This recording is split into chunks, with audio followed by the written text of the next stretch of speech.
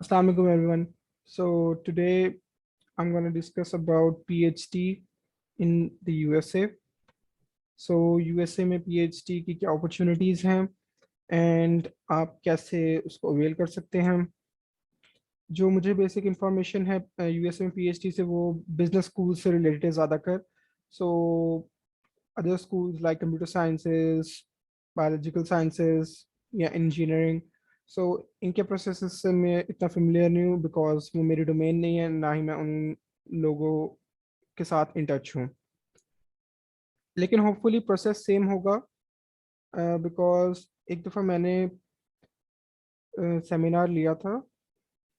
उसमें पीएचडी के बारे में बता रहे थे और वो कंप्यूटर साइंस के स्टूडेंट्स थे, लम्स के कंप्यूटर साइंस के स्टूडेंट्स थे.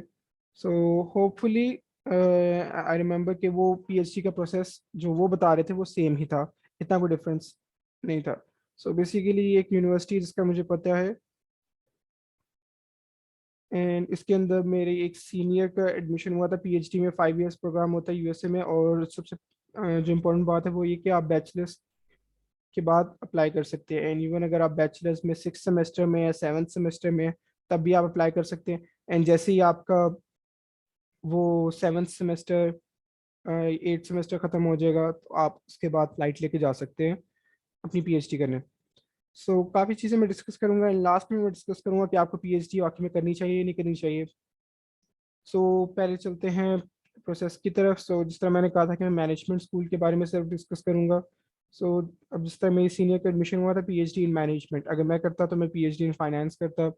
या और प्रोग्राम्स भी हैं पीएचडी के जिस तरह मैंने इनके देखे हैं यहाँ पे.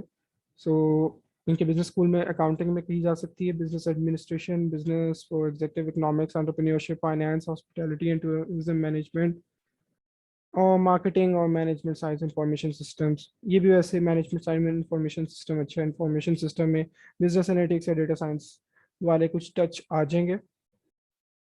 सो अच्छा, सबसे पहली बात इवन डिसाइड करने से पहले मैं जिस स्टूडेंट का एडमिशन हुआ था उनकी प्रोफाइल बता देता हूँ. वो हमारी यूनिवर्सिटी में, फास्ट यूनिवर्सिटी में सेमेस्टर वाइज कोर्स में मेडल सिस्टम भी होता है.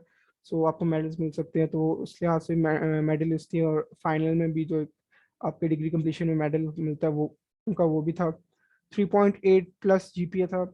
जीआरई दिया था, जीआरई में अराउंड 325 स्कोर थे आउट ऑफ 340.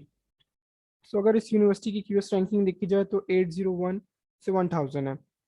सो मेरे लिहाज से ये इतनी अच्छी रैंक यूनिवर्सिटी नहीं. लेकिन मुझे यही लगता है कि ज़्यादातर जो स्टूडेंट्स हैं उनका इसी रैंक लेवल की यूनिवर्सिटीज़ में या ट्राई चलें टॉप 500 में भी कर लेनी चाहिए. लेकिन ज़्यादा चांसेस ये है कि इसी में होगा बिकॉज ज़्यादातर स्टूडेंट्स के ना रिसर्च पेपर्स पब्लिश होते हैं, ना ही उनके पास कोई अच्छा सा रिसर्च प्रपोजल होता है, और ना उनका भी रिसर्च बैकग्राउंड भी इतना स्टैब्लिश नहीं होगा. हाँ, अगर आप मास्टर्स के स्टूडेंट तभी आप अप्लाई कर सकते हैं, लेकिन आपका भी प्रोसेस वो 5 इयर्स वाला ही रहेगा. वो आपको मास्टर्स के लाइक कोर्सेज फिर से कराएंगे और फिर वो पीएचडी की तरफ लेके जाएंगे. लेकिन मास्टर के स्टूडेंट को ऑब्वियस बात है एज होता है, एडवांटेज होता है. उनका पाथ पे क्लियर होता है, उनके पास एक रिसर्च प्रपोजल होता है.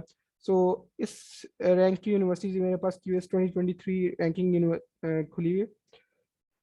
सो अगर इसमें रीजन आप स्पेसिफाई कर लें पहले, यूएसए के अलावा बाकी किसी जगह पे ऐसे इतनी अपॉर्चुनिटीज नहीं होती फुली फंडेड के लिए फॉर बैचलर स्टूडेंट.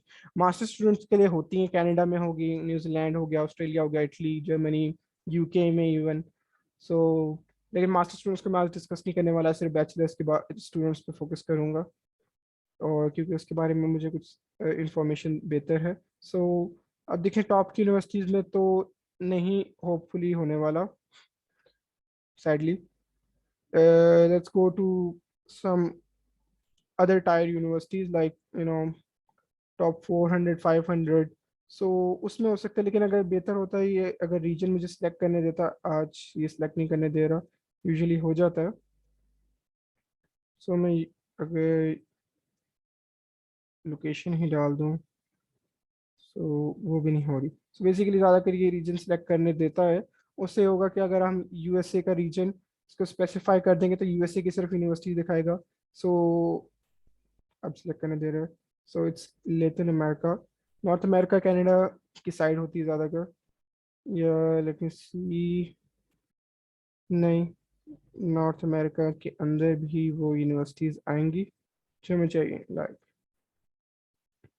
सो इसमें अगर हम चले जाएं लिस्ट नंबर, सो होपफुली आपको पता चल गया मैं क्या करना चाह रहा हूँ, कि मैं नीचे टायर वाली यूनिवर्सिटीज़ में जाना चाह रहा हूँ, जिस तरह ये सारी आ गई। इनमें मुझे लगता है कि ज़्यादा चांसेस हैं, लेकिन इनमें से काफ़ी यूनिवर्सिटीज ऐसी भी होंगी जिनके पास फंड्स नहीं होंगे फिर। तो ये भी आपको एक बात चेक करनी पड़ेगी, क्योंकि ज़्यादातर जो अच्छी रैंक यूनिवर्सिटीज़ होती हैं उनके पास फंड होते हैं।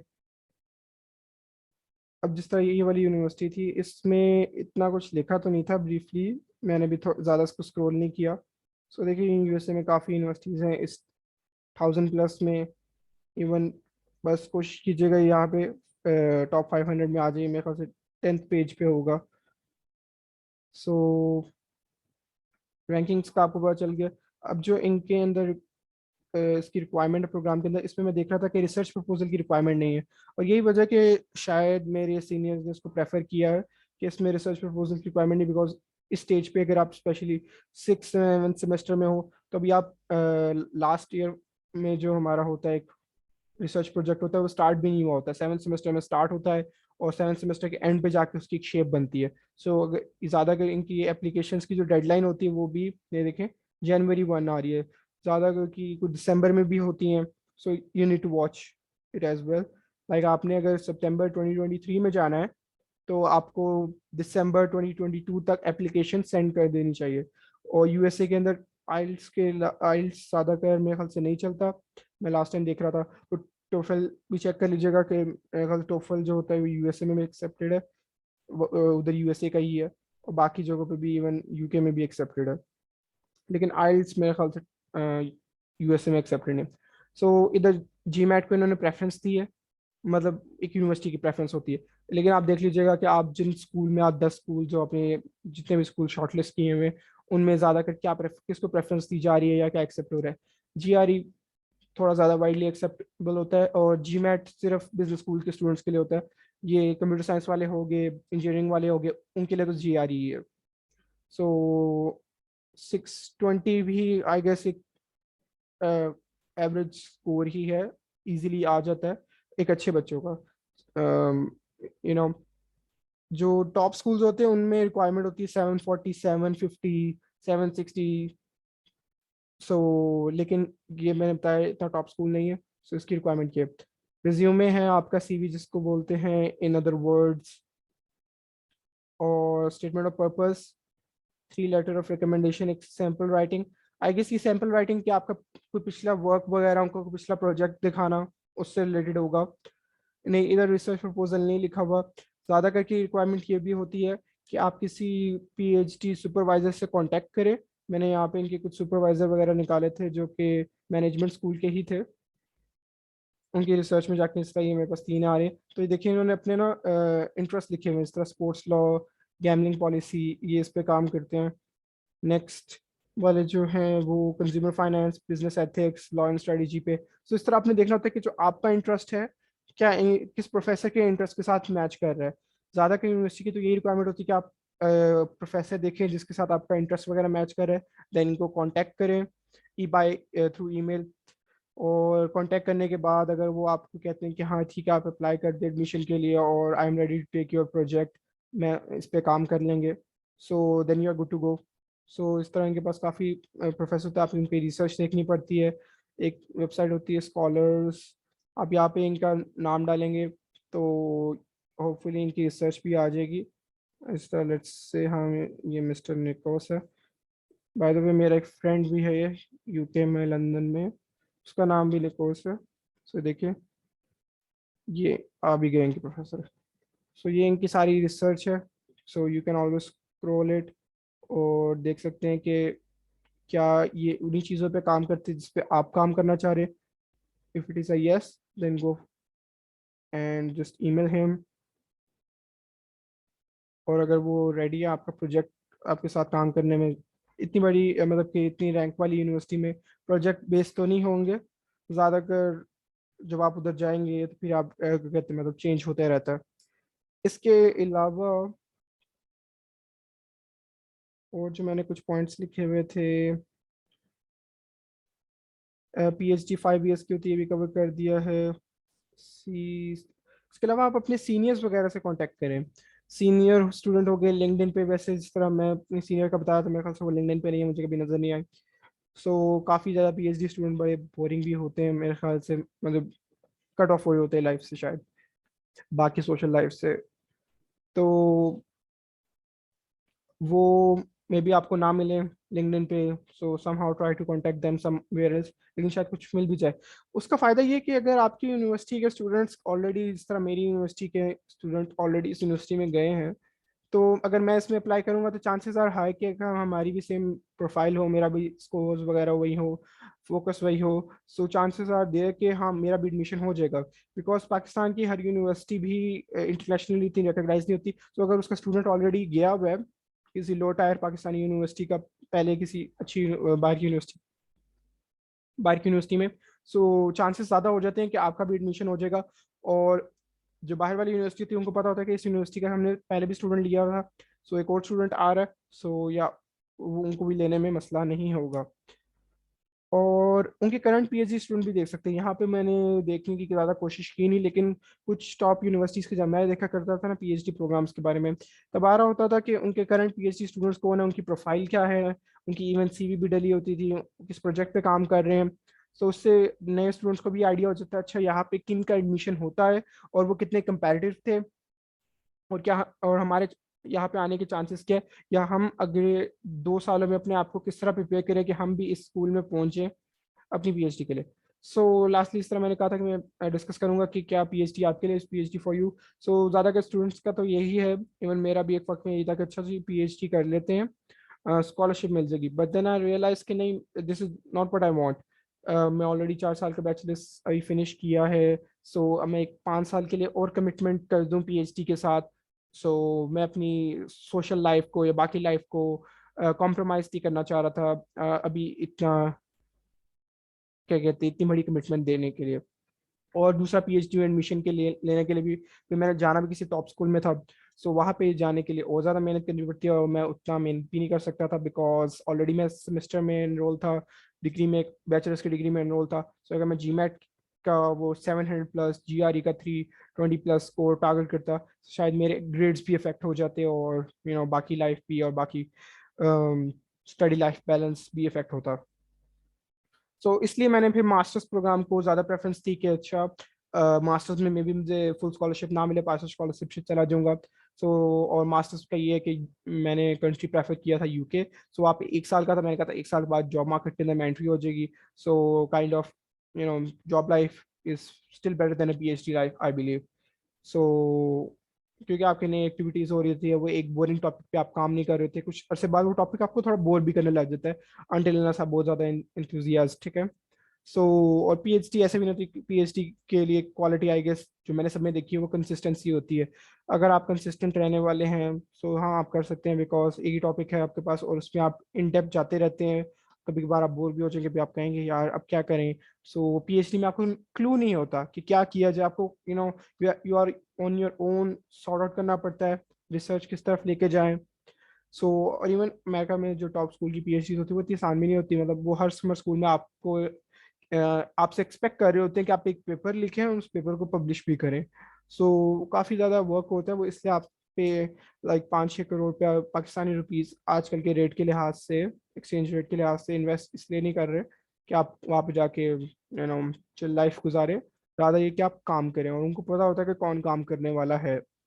सो ज़्यादातर 3.8 3.7+ वाले जीपीएस जो होते हैं बच्चे, उन्हीं को प्रेफरेंस दी जा रही होती है। बाकी मुझे अभी तक इतने मैंने पीएचडी स्टूडेंट से कांटेक्ट नहीं किया, maybe there might be students जिनका 3 GPA हो, 3.3 GPA हो, सो उनको भी एक्सेप्टेंस आ गई हो सकता है। अगर किसी का 3.3 GPA 3.4 GPA है, आई गेस उनका अगर जी मैट में बहुत अच्छा स्कोर है, लाइक जी मैट के वो टॉपर हैं, और GRE के अंदर वो 320+ स्कोर लिया हुआ है, सो हाँ यूनिवर्सिटी भी समझ जाएगी कि हाँ इस बच्चे में पोटेंशियल है, और इसका जो जीपीए है वो वाकई में इसकी एक्चुअल कैपेबिलिटीज को रिफ्लेक्ट नहीं कर रहा। इसके अलावा लेटर ऑफ रिकमेंडेशंस तो इम्पोर्टेंट है ही हैं। वो जितने अच्छे टीचर से लिखा होगा, मतलब अच्छे इस लिहाज से कि वो भी बाहर से उन्होंने पीएचडी की हो, और अगर किसी ने ऐसे स्कूल से पीएचडी की है जिसमें आप अप्लाई कर रहे हैं तो वो तो बेस्ट ही हो गया, बिकॉज उन्हीं के स्कूल का वो ग्रेजुएट है, तो वो उस बात को अपने लेटर ऑफ रिकमेंडेशन में मेंशन भी कर सकते हैं, और इससे ज़्यादा क्रेडिबिलिटी भी आ जाती है। और फिर लास्टली कि आप पीएचडी क्यों कर रहे हैं? देखिए, पीएचडी आप तब करें, आज मैं पीएचडी स्टूडेंट से बात कर रहा था, सो वो लाइक अपने 40s में पीएचडी कर रहे हैं, और वो बैंक मैनेजर थे। सो वो कह रहे थे कि लाइक आप पीएचडी की तरफ तभी जाओ जब आप काइंड ऑफ वाकई में इंटरेस्टेड हो, या वो वाला सीन हो कि आप सेल्फ एक्चुअलाइजेशन करना चाह रहे हो, आप अपने जो एक थर्स्ट फॉर नॉलेज, उसको करो। और मैं भी इस बात को समझता हूँ, बिकॉज आप कोई भी काम करो जिंदगी में, जब तक आप उसको एंजॉय नहीं कर रहे, सो आप मोस्ट प्रोबेबली टाइम वेस्ट ही कर रहे होगे। सो पीएचडी का दिल नहीं करता, सो डोंट वरी, कोई और काम कर लें, इवन पाकिस्तान में ही मास्टर्स कर लें, तब भी बहुत अच्छी अपॉर्चुनिटीज़ हैं, मास्टर्स कर लें, फिर और कोई रूट ले लें, बाहर जाने का भी शौक है तो। लेकिन ये नहीं कि पीएचडी में इंटरेस्ट नहीं है, रिसर्च का भी इतना आइडिया नहीं हुआ। सो हमारे बैचलर्स के अंदर हमें रिसर्च का थोड़ा बहुत आइडिया हो गया था, हमारे रिसर्च इंटेंसिव कोर्सेज थे, स्टैटिस्टिक्स के कोर्सेज थे, इकोनोमेट्रिक्स के कोर्सेज थे, रिसर्च मेथड के कोर्सेज थे। सो आई गेस सीएस वालों, कंप्यूटर साइंस वालों को तो इतने कोर्सेज शायद नहीं ऑफर होते हैं, जो मेरी यूनिवर्सिटी में करिकुलम है उनका, बाकी यूनिवर्सिटीज़ में भी होता हो। सो और बाकी डिग्रीज का रिसर्च इंजीनियरिंग वगैरह का मुझे आइडिया नहीं है। बाकी मेरा एक कज़न है इंजीनियरिंग में, इंजीनियर है वो, सो उसको तो इवन स्टेटा, एसपीएसएस, इनका भी यूज नहीं आता। सो अगर इसको एसपीएसएस स्टेटा नहीं आता, लाइक इट्स बेसिक थिंग। अब पीएचडी के अच्छे स्कूल में जाने के लिए आपको पाइथन, आर, ये अच्छे स्कूल की बात है। बाकी स्टेटा आपको आता हो, एसपीएसएस आता हो, और कंप्यूटर प्रोग्रामिंग लैंग्वेज के थोड़ा बहुत आपने उनको बताया हो कि मैंने काम किया हुआ है, स्टैटिस्टिक्स पे थोड़ी अच्छी कमांड हो, तो इन स्कूल्स में भी हो जाएगा एडमिशन। वो सिखा देंगे एटलीस्ट, आप में वो बाकी रिक्वायरमेंट को आप पूरा करते हो। So hopefully that's all for now. अगर आपको और कोई इन्फॉर्मेशन चाहिए हो इससे रिगार्डिंग तो मुझसे कमेंट्स में ज़रूर बताएं। मैं कोशिश करूँगा कि उस पे भी, उस पॉइंट को भी हाईलाइट कर दूँ, या तो अगर उस कोई छोटा पॉइंट होगा तो मैं उसी कमेंट्स में रिप्लाई कर दूंगा, नहीं तो मैं उस पर वीडियो बना के आपको वीडियो शेयर कर दूंगा। Thanks for watching. अल्लाह हाफिज़।